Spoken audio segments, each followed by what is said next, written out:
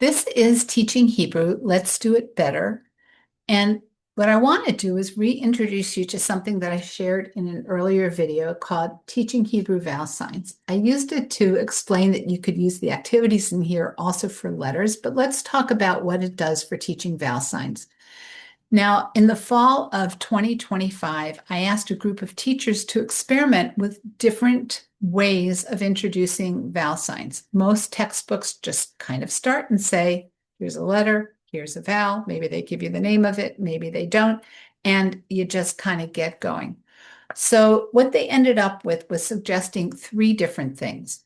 One is, and that's the first part of this particular resource, is how do you introduce the concept of vowel signs to students? There are dots and dashes all around these letters. Now, not all of them are vowel signs. And by the way, the resource tells you the difference between a vowel sign and a vowel.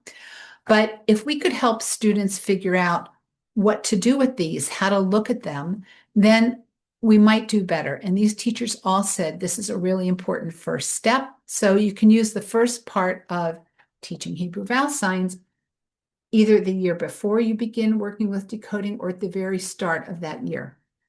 The second piece of this are a series of really fun games and activities that you can use to introduce individual vowel signs. And then the third piece has a variety of activities for mixing them all up. You've learned some, let's reinforce them in a very different way. Now, when you use this, on the one hand, when a textbook or curriculum or whatever you're using says, okay, here's a new vowel sign, you can use the second part of this resource to find games and activities at that time so that you are more intentionally teaching that sign, how it sounds, and so on.